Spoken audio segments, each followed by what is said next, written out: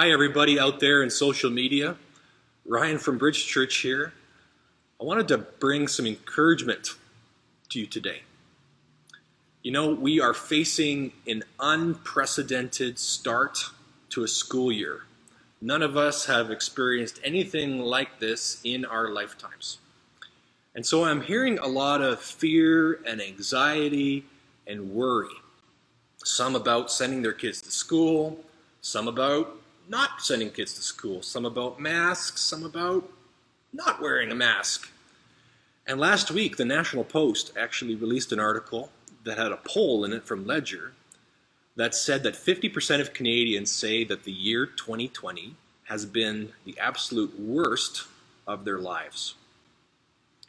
And so I want to say this, that while this September will look different than anything any of us have faced, while it will certainly have its challenges in the months ahead, I mean, we don't know what's coming, that this doesn't have to be the worst year ever. You know, if we go into the year expecting a disaster, it really could be. This morning I was reading in the book of Numbers, and so the context is this, is that the people of Israel have left Egypt. They're no longer slaves. And they're on the way to the land of Canaan, the land, really the promised land. And so Moses sends out 12 spies, one from each of the 12 tribes of Israel, and sends them out into Canaan. And says, okay, I want you to go, take a look, see who's there, and report back. And so after 40 days of spying around, the spies come back and they tell the people of Israel that the people in the land are very, very big and very, very scary. And 10 of the spies say there is no way we could enter that land and still be alive. And so we see in chapter 14 that the people rise up, they go to Moses and Aaron, and they're like, hey, we should still be in Egypt and be slaves. That's the best life we can have. We can't go into Canaan because there's giants there. We're going to get slaughtered. It's going to be bad. But there's two spies, Joshua and Caleb, and they say this, that the Lord is with us, and we don't have to be afraid. They were about to enter into a new season in their life as a nation, just like we are. And there was 10 who were very pessimistic, said we're going to get slaughtered and it's going to be bad, and they riled up all the people. But two men of faith, Joshua and Caleb, said, you know what? It might be challenging, but God will be with us. In 1948, C.S. Lewis was reflecting on the world entering into the age of the atomic bomb. And the question was, how do we live now that there's atomic bombs?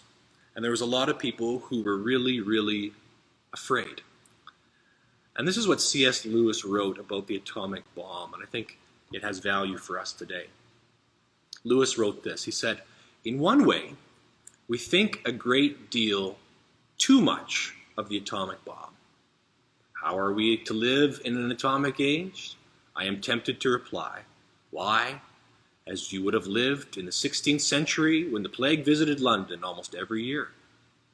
Or as you would have lived in an age of Vikings, when raiders from Scandinavia might land and cut your throat any night. Or indeed, as you already live in an age of cancer, an age of syphilis, an age of paralysis, an age of air raids, an age of railway accidents or motor accidents. This is the first point to be made, and the first action to be taken, to pull ourselves together. If we are going to be destroyed by an atomic bomb, let that bomb when it comes, find us doing sensible and human things. Praying and working, teaching and reading, listening to music, bathing the children, playing tennis, chatting to our friends over a pint and a game of darts. Not huddled together like frightened sheep and thinking about bombs. They may break our bodies, and a microbe could do that, but they need not dominate our minds. And so, friends, as we enter into a new year that is unprecedented and scary because we don't know what's coming, let's be like Joshua and Caleb, who said, you know what? God is going to be with us in this next season. You know what? He was. And it turned out okay.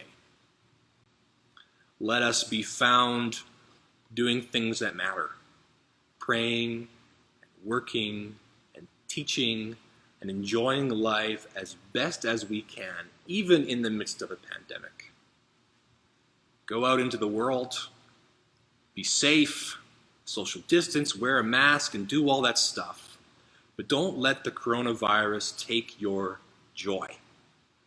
Don't walk into this year saying, this is going to be the worst year ever. Because if you think that way, it most definitely will be.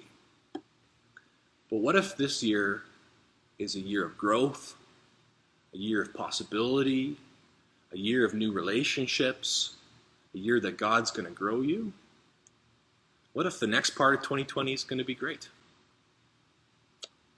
So wherever you are, may you be encouraged. Hold tight onto God. Love your family, love your friends, live your life, and be safe.